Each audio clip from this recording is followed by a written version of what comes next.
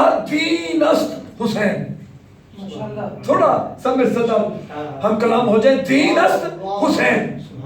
اچھا گفتگو میں جب کوئی شخص مشکل بات کرے یا یوں کہہ لیجیے کسی کے لیے قابل قبول نہ ہو تو وہ پھر تھوڑا سا آسان کرتا ہے. وہ کہتا ہے ایکسپلین کرنا چاہ رہا ہوں.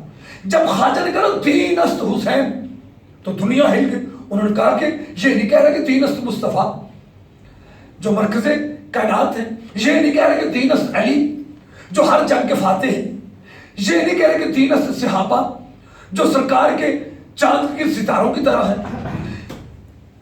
دین است حسین, اس کی ریزن کیا ہے؟ اب انہوں نے آسان کیا, کہنے لگے دین پناہ است حسین, دین کو پناہ دینے والا حسین ہے, دین کو پناہ دینے والا حسین ہے. سب نے تسلیم کر لیا. لے آج جو میرے آپ سامنے بیٹھے ہیں اور جو جہاں جہاں سن رہا ہے وہ اس بات کو تسلیم کرے گا کہ دین پناہ است حسین, یعنی دین کو پناہ دینے والا حسین ہے. ربائی شروع سے یہ ہے, شاہ بڑی مشہور ربائی سرکار کی, شاہ است حسین, بادشاہ است حسین, دین است حسین, دین پناہ است حسین, سرداد نداد دست در دست یزید, حقا کے بنا لا الہ است حسین. میں بس ایک لفظ پر کہوں گا, دین پناہ است حسین, دین کو پناہ دینے والا حسین ہے. میں حسن زیدی صاحب بیٹھے ہیں, صاحب آپ بیٹھے ہیں, آپ کا تعلق ہے پورے معاشرے سے, سوشل میڈیا سے آپ کا تعلق ہے. پناہ کب لی جاتی ہے؟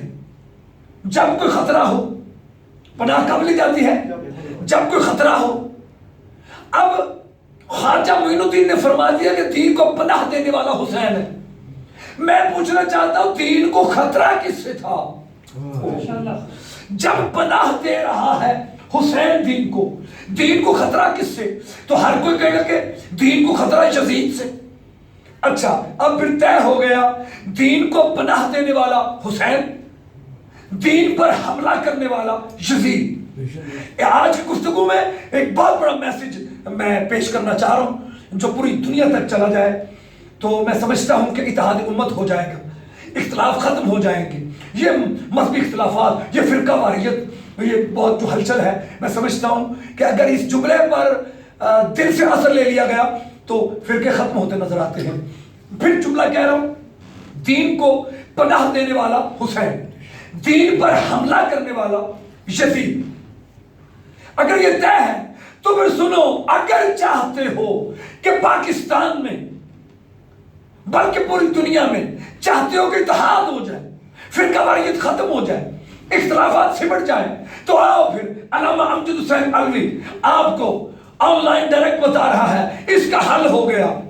یہ جو مدرسے کے باہر لکھا ہوتا ہے جامعہ اشرفیہ, جامعہ المنتظر, جامعہ فلاں اہل سنت, جامعہ فلاں اہل الحدیث, جامعہ فلاں فقہ جعفریہ, مسجد اہل سنت, مسجد اہل الحدیث, مسجد اہل تشیع, یہ سارے ٹائٹل, سارے بورڈ ختم کر دو. پوری دنیا میں ہر مدرسے اور ہر مسجد کے سامنے ایک ہی بورڈ لگا دو, دین اسلام, پناہ دینے والا حسین, حملہ کرنے والا یزید. پھر خود ہی دیکھ لینا درود کس پہ آتا ہے, لعنت کس پہ آتی ہے.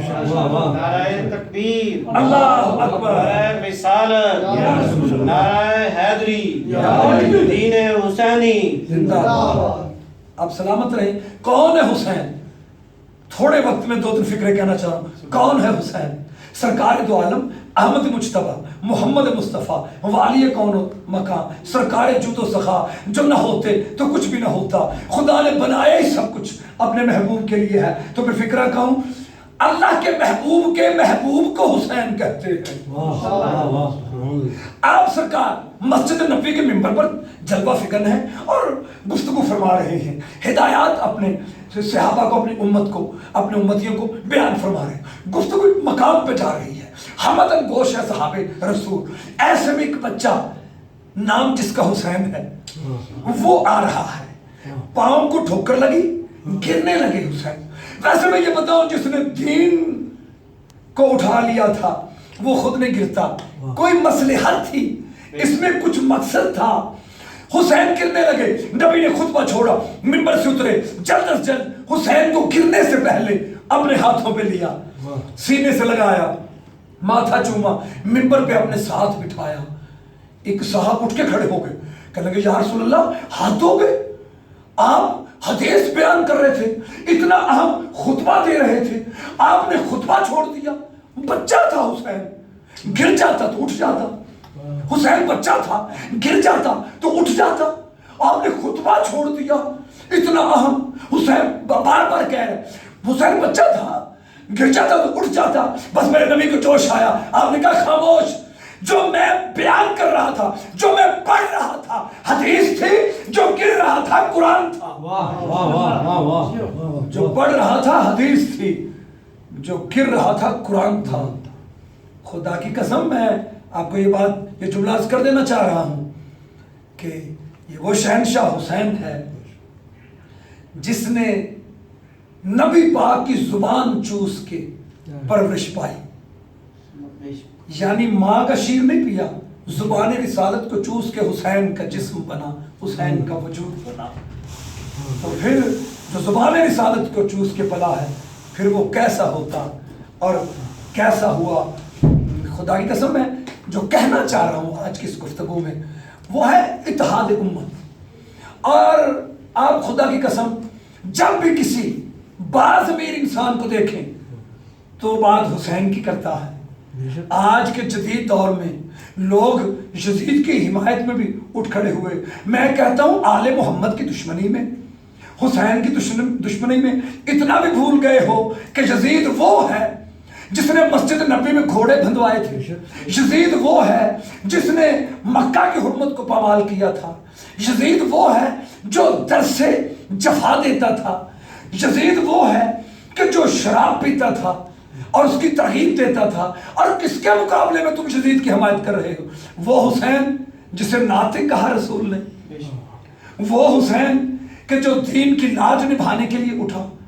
یہی وجہ ہے کہ بابا گرو نانک جو سکھوں کے پیشوا کہلاتے ہیں، وہ فقیر کا کوئی فرقہ مسلک نہیں ہوتا، وہ اپنے بزم میں بیٹھے ہیں اور گفتگو فرما رہے ہیں، اور گفتگو میں نام حسین آیا۔ جو ہی نام حسین آیا تو سارے چاہنے والے نہیں ہوتے، کسی کے دل میں خیال آیا، وہ اٹھ کے کھڑا ہو گیا، کہنے لگا کہ گرو نانک آپ، گرو جی مہاراج آپ آج کل حسین کا بڑا نام لیتے ہیں، قصیدے حسین کے، ذکر حسین کا، باتیں حسین کی، آپ کہیں مسلمان تو نہیں ہو گئے؟ حسین تو مسلمانوں کے نبی کا نواسا ہے، ہر وقت باتیں حسین کی آج کل عجب دیوانگی ہے، وجہ کیا ہے؟ کہیں آپ بھی مسلمان تو نہیں ہو گئے؟ تو گرو نانک کہا سن، حسین کو ماننے کے لیے مسلمان ہونا ضروری نہیں، انسان ہونا ضروری ہے۔ مسلمان ہونا ضروری نہیں، انسان ہونا ضروری ہے۔ وہ کہتا جی ہمیں تو یہ آپ کے فلسفے سمجھ نہیں آتے، انسان ہونا ضروری ہے۔ آپ نے کہا یہ بتا، وہ گرو نانک فرماتے تو میرا کیا ہے؟ کہتا جی میں آپ کا چیلا ہوں اور آپ کے کہنے پہ کچھ بھی کرنے کو تیار ہوں۔ گرو نانک نے کہا اگر تو میرے کہنے پہ سب کچھ کرنے کو تیار ہے تو پھر مرنا نہیں ہے، صرف اور صرف تو نے گھر جا کے اپنی بہن سے شادی کر لے۔ اس سکھ صاحب کا جسم لرزنے لگ پڑا، کہنے لگا جی لاکھ ہم گناہ گار سے، دنیا دار سے، لیکن بہن سے شادی نہیں کر سکتا۔ گرو نانک نے کہا میں حکم دے، کیوں نہیں؟ کہتا میں آپ کے کہنے میں آگ میں چھلانگ لگا کے جل کے مر سکتا ہوں، لیکن شادی نہیں کر سکتا بہن سے۔ گرو نانک نے پھر استفسار کیا کیوں؟ کہتا اس لیے کہ میرا ضمیر نہیں مانتا۔ بس جب یہ کہا تو گرو نانک نے کہا یہی سننا چاہتا تھا، وہ جو تیرے اندر ضمیر بولتا ہے نا کہ بہن بہن ہے، ماں ماں ہے، اسی ضمیر کو حسین کہتا ہے، اسی ضمیر کو حسین کہتا ہے۔ خدا کی قسم لوگ ویرانوں سے شہروں میں آتے ہیں، لوگ ویرانوں سے، بس 5 منٹ کی گفتگو باقی ہے، لوگ ویرانوں سے شہروں میں آتے ہیں کہ وہاں رونق ہے، ہم رونق میں جائیں، سہولیات میں جائیں۔ سوچو تو صحیح، جو شہروں کو چھوڑ کے ایک ویران صحرا کو آباد کرتا ہے، اور 2 ہی کائنات میں معلّہ ہیں، ایک عرش معلّہ ہے، ایک کربلا معلّہ ہے۔ عرش معلّہ تب ہوا جب خدا نے اسی حسین کے نانا کو بلایا، کہا مصطفیٰ آ جا، میرا عرش ہے، تو آ کے معلّہ ہو جائے۔ رسول پہنچے تو معلّہ ہو گیا، کربلا ویران صحرا تھا، حسین پہنچے تو کربلا معلیٰ ہو گیا۔ اور میں آج جہاں ایک بات اس مناسبت سے کہنا چاہ رہا ہوں، یہ وہ حسین ہے کہ عید کل ہے اور کہنے لگے حسنین کہ اماں ہمارے کپڑے نہیں ہیں، ہم بازار میں گئے تو لوگ شاپنگ کر رہے ہیں اور بچوں کے پاس کپڑے ہیں نئے جو کل پہنیں گے، ماں ہم کیا پہنیں گے، نئے کپڑے کہاں سے پہنیں گے؟ تو رسول کی بطول بیٹی کی زبان سے نکلا کہ بیٹا آپ کے کپڑے درزی کے پاس ہیں۔ بچوں کو ذرا سمجھانے کے لیے خدا نے سنا، کہا میری قمیض خاص میرے محبوب کی بیٹی سے میری بیٹی کے منہ سے نکلا ہے، تو جبریل چاہا جنت سے حسین لباس لے جا، پیرہن لے جا، پوشاکیں لے جا، اور جا کے یہ نہ کہنا کہ میں جنت کا، میں فرشتوں کا سردار جبریل آیا ہوں، میں وحی لے کے آنے والا آیا ہوں، باقی دستک دے کے کہنا انا خیاط الحسنین، میں تو حسنین کا درزی ہوں، میں تو حسنین کا درزی ہوں۔ تو یہاں میں ایک فکرہ کہنا چاہ رہا ہوں جو اس سے پہلے لوگوں کی سماعتوں سے نہیں گزرا ہوگا، کچھ تو پرل آئی ٹی وی سے کوئی نئی بات تو ہو جو لوگوں کی فکر کا مرکز بنے۔ تو میں یہ حسن زید صاحب اور علی رضا جج صاحب بزرگ تشریف رکھتے ہیں، اور بھائی احسن بھائی بیٹھے ہیں اور آپ صاحب بیٹھے ہیں، مولا آپ کا چل کے آنا قبول فرمائے، اور اسلم صاحب کے یہ مجلس عذاب وپا کرنا اپنے، ہاں، اور اس کو پورا اس طرح چلانا، میں سمجھتا ہوں یہ بہت بڑی خدمت ہے۔ سوشل میڈیا سے جہاں دنیا بہت سی برائیاں پھیلا رہی ہے، وہاں نبی کا ذکر، نبی کی آل کا ذکر جن جن کانوں تک پہنچے گا، جن جن قلوب میں اترے گا، اس کا ثواب یقیناً آپ کے نامہ اعمال میں اور آپ کے آباء اجداد کے مولا مغفرت فرمائے اس ذکر کے صدقے میں، مولا قبول فرمائے۔ بس یہ فکرہ میں جو کہنا چاہ رہا ہوں، مجھے پوری دنیا کو چیلنج، مجھے چونکہ اس چینل کے ذریعے بات پوری دنیا میں جا رہی ہے، اس لیے پوری دنیا کو میرا چیلنج ہے، مجھے بتایا جائے نبی پاک کا درزی کون تھا، یعنی وہ رسول کہ جس کی زندگی کی سیرت پاک کی چھوٹی چھوٹی باتیں جو ہیں، یہ آخری میرے جملے ہیں، وہ سیرت کی کتابوں کی زینت بنی، سرکار کا بچپنا سیرت کی کتابوں میں، سرکار کی جوانی سیرت کی کتابوں میں، سرکار کا بڑھاپا سیرت کی کتابوں میں، آپ کی زندگی کا ہر واقعہ، مکی زندگی، مدنی زندگی، معراج کا واقعہ، سفر کا واقعہ، حج کا واقعہ، حتیٰ کہ آپ اگر غار ثور کے شکم میں جب ہجرت کی تو غار ثور کے شکم میں آپ 3 دن کے لیے رکے، تو اس میں بھی چھوٹے چھوٹے واقعات بھی سیرت نگاروں نے لکھے، مثلا کہ غار ثور کیا بندر ہے تو ایک مکڑے نے جالا بنا۔ اب یہ کوئی بات اتنی بڑی تو نہیں تھی کہ اس کو بھی لکھا جاتا، لیکن لکھا گیا کہ غار ثور کے شکم میں نبی پاک ٹھہرے اندر غار میں، باہر ایک مکڑے نے جالا بنا۔ اب ہم تک میری جانے دیکھیں گے، جب جالا بنا تو جبریل وحی لے کے آئے، غار میں سامنے جالا ہے، جبریل نے یوں ہاتھ لگایا ہٹانے کے لیے، لیکن وہ جالا نہیں ہٹا، یوں ہاتھ لگایا تو جالا نہیں ہٹا۔ جب جالا نہیں ہٹا تو جبریل نے پورے زور سے اس میں ہاتھ ڈالا، یہ سیرت نگاروں نے لکھا، جالا نہیں ٹوٹا، مکڑا وہ ہنس رہا تھا۔